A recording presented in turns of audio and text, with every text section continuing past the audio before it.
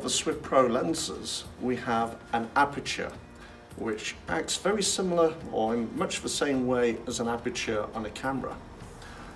Let me demonstrate. I'll mount the lens into the machine.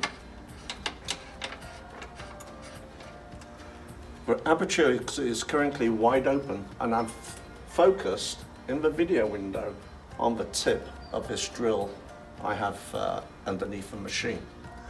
When I close the aperture down, what it does is increases the depth of field while decreasing the amount of light.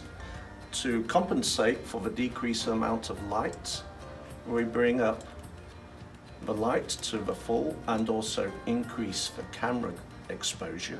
And now you can see that the whole tip is in focus on the drill. This is what the aperture is for on our objective lenses.